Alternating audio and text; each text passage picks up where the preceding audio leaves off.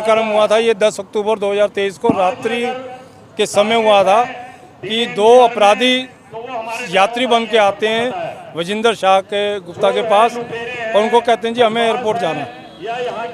उनकी गाड़ी में सवार होते हैं, उनके साथ मारपीट की जाती है गाड़ी में बैठ के, उनको चलती गाड़ी से धक्का दे दिया जाता है, जिसकी वजह से वजिंदर शाह का हाथ जो है वो सीट बेल्ट में फंस के रहा था, जिसको घसीटते हुए अपराधी कम से कम 2 किलोमीटर तक ले जाते हैं, जिसमें उनकी हत्या कर दी जाती है। तो उसके विरोध में और परिवार को न्याय दिलाने के लिए हम लोग लगातार मुहिम छेड़े हुए हैं, चाहे वो केंद्र सरकार हो, चाहे दिल्ली सरकार हो, चाहे प्रशासन हो। तो हम चाहते हैं कि उसके परिवार को न्याय मिले और अपराधियों को जल्द से जल्द फास्ट ट्रैक कोर्ट में सुनवाई करके उनको फांसी की सजा दी जाए। नहीं, पुलिस प्रशासन मदद कर रहा है, FIR हो चुकी है अपराधियों के ऊपर और उन्होंने मुस्तैदी भी काफ़ी दिखाई। जब संगठन के पास ये बातचीत पहुंची भाई ऐसे टैक्सी चालक की हत्या की गई है, तो दिल्ली पुलिस ने भी काफ़ी मुस्तैदी से अपराधियों को मेरठ में पकड़ा। मुझे नहीं लगता कि 12 घंटे के अंदर अंदर अपराधियों की जो है धरपकड़ हो गई थी। तो पुलिस प्रशासन का सहयोग काफ़ी अच्छा रहा हमारे लोगों के साथ। तो आगे भी हम उम्मीद करते हैं पुलिस प्रशासन से कि वो जो चार्जशीट दाखिल हो अपराधियों के खिलाफ कोर्ट में, तो वो भी चालक के हित में हो और परिवार के हित में हो।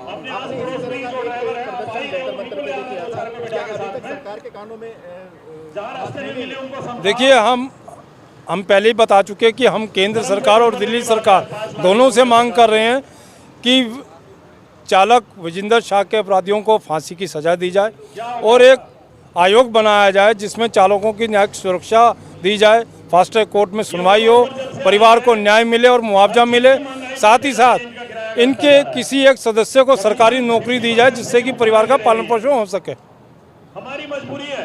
आप बताइए, सरकारें क्या चाहते हैं सरकार से? आप सरकार से चाहते हैं कि जो ड्राइवर समाज है उनका हक और अधिकार उनको मिले, उनके परिवार को मुआवजा मिले, उनके परिवार में से किसी एक सदस्य को सरकारी नौकरी मिले, क्योंकि जो वजिंदर शाह जी हैं वो इकलौते एकमात्र इंसान थे जो अपने परिवार के लिए कमाई का जरिया करते थे, परिवार को पालते थे।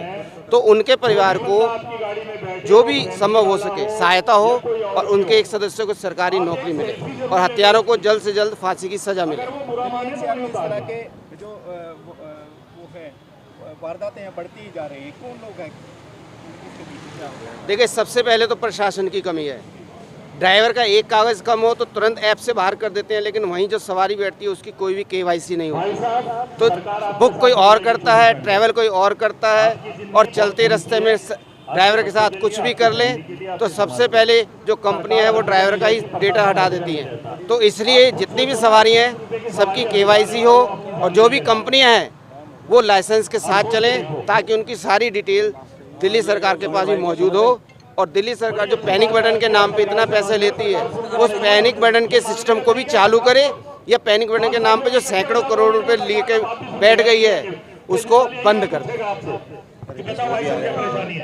लंबे समय से एक ही बात तो क्या कहाँ तक सफलता मिली आपको? क्या करें सर? काफी लंबे समय से 15-20 दिन हो गए जी को आप लड़ाई लड़ रहे हो, जनता मंत्र में भी प्रदर्शन किया है और यहाँ पर भी आ जाए हो, जगह जगह पर आप कर रहे हैं, तो कितनी तो सफलता आपको मिली है अभी तक? देखो, सफलता हमें उम्मीद पे दुनिया कायम है सर, और जब तक हमें सफलता नहीं मिलेगी हम लगातार अपना प्रयास नहीं छोड़ेंगे, चाहे जितना मर्जी समय लग जाए। लेकिन हमारी सरकार से यही निवेदन है और उम्मीद है कि इसको फास्ट ट्रैक में करके 90 दिन के अंदर अंदर उनको फांसी की सज़ा सुनाई जाए। बाकी हमारा प्रयास लगातार जारी रहेगा, चाहे इसमें समय जितना मर्जी लग जाए। तो क्या क्या मांगे आपके सरकार? हमारी सरकार से 3 मांगे हैं। एक तो सबसे फास्ट ट्रैक कोर्ट में केस चले और उनको 90 दिन के अंदर फांसी की सज़ा मिले और विजेंद्र भाई के परिवार को आर्थिक सहायता मिले और किसी भी एक सदस्य को सरकारी नौकरी मिले ताकि उनका परिवार जिंदगी का गुजर बसर कर सके।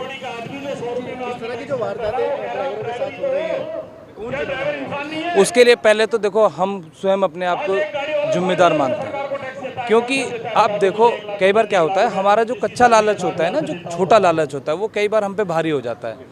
ठीक है, आप एक पैमाना बनाया हुआ है, उससे आप काम करिए, ठीक है, लेकिन आप उससे अगर बाहर जाएंगे तो आपको कहीं ना कहीं आपको हानि होगी, ठीक है। दूसरी बात मैं आपको बता देता हूँ, कुछ इन सरकारों की वजह से, कुछ इन एग्रीगेटर पॉलिसी जो इनकी है उनकी वजह से बड़ी दिक्कत है। आपने देखा ये पिछले 10 तारीख से और अब तक चौथा ऐसा केस है, या भले मैं सोनीपत की बात करूं, बागपत की बात करूं, और अभी एक नवेड़ा में एक ड्राइवर की गाड़ी कल छीन ली गई है, मैं उसकी बात करूं। अब 4 केस हो चुके हैं 10 तारीख के बाद। मैं सरकार से और इन एग्रीगेटर कंपनियों से कहना चाहता हूं कि क्या आप हमारी मौतों पर राजनीति करेंगे?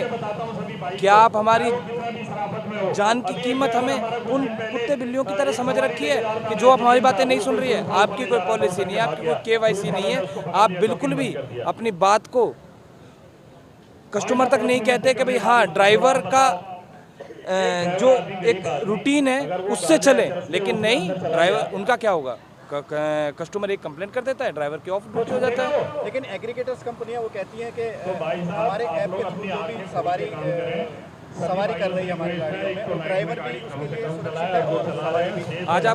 आज आपको एक बात बता दूं मैं आपके माध्यम से कम अब सके 62 से प्लस ऐसी घटनाएं हुई, और कंपनी कहती है ना कि भाई हमारी ऐप से, ऐसा बिल्कुल नहीं है।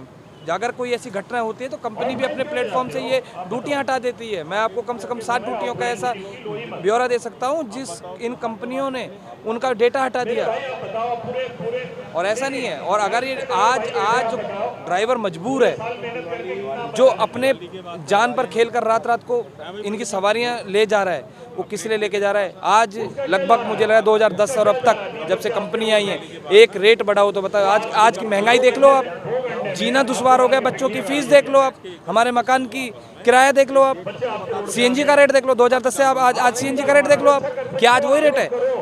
ये एक ऐसा धंधा बन गया है जो 8 लाख लगाकर हम लोग माइनस में काम कर रहे हैं। आप लोग ये समझ सकते हैं, आप लोग के माध्यम से मैं इनसे भी कहना चाहता हूँ कि जब 14-14 लाख की हम गाड़ियाँ लेकर हम रोडों पे चला रहे हैं और हम अपने बच्चों का पालन पोषण नहीं कर पा रहे हैं, तो हमारी क्या ज़िंदगी है? इससे अच्छा तो हमें जहर दे दो। आपके हिसाब से ड्राइवरों की सुरक्षा किस तरह से होनी? नहीं, एक तो देखो पहली बात तो इनकी KYC होनी चाहिए, जो कस्टमर बैठता है उनकी KYC होनी चाहिए तुरंत, और एक उनका कोई भी ID ऐप में जिस टाइम ये कर रहे हो उस टाइम जो भी बुक करें रात को, जैसे देखो एक टाइम होता है, एक पीक टाइम होता है ऑफिस का, उस टाइम से अलग अगर ड्राइवर जा रहा है तो उसमें कहीं ना कहीं उसका एक ID मांगा जाए, जिससे कि उसकी ID का उसका इन कंपनियों के पास उनके प्रूफ हो कि हाँ ये बंदा जा रहा है, उनकी सेल्फी मांग ले। आपको यकीन नहीं होगा, आपको जान के बड़ी ताज्जुब होगी, हर एक ड्यूटी के बाद एक ड्राइवर का फ़ोटो मांगा जाता है कि हाँ ये वही ड्राइवर चला रहा है या कोई और चला रहा है। और इन कंपनियों ने क्या कभी कभी सोचा है कि जो कस्टमर आज गाड़ी में बैठा है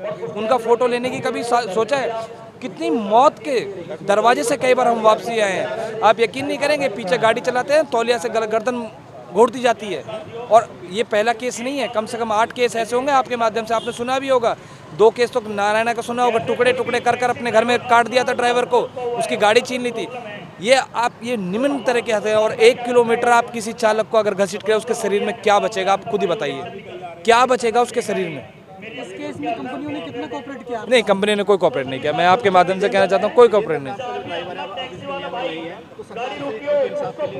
नहीं, मैं तो देखो सरकार से हाथ जोड़कर गुहार करूँगा कि एक हमारा ये साथी है, ये आपके प्लेटफॉर्म पे चल रहा था, ठीक है, हो सकता है भाई रेट ना मिल रहा हो इसलिए इसने सवारी दूसरी कहीं से बाहर बैठा ली, लेकिन आपके साथ चल रहा है, आपका पार्टनर है ये, आप पार्टनर कहते हैं तो इनको कुछ ना कुछ आर्थिक मदद मिले।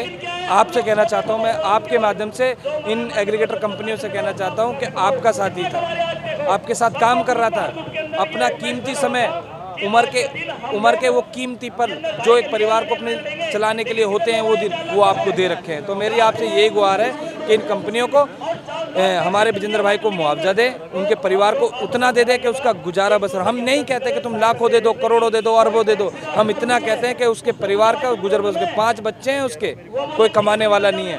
आप अगर उनकी घर की हालत देखेंगे तो सहम जाएंगे।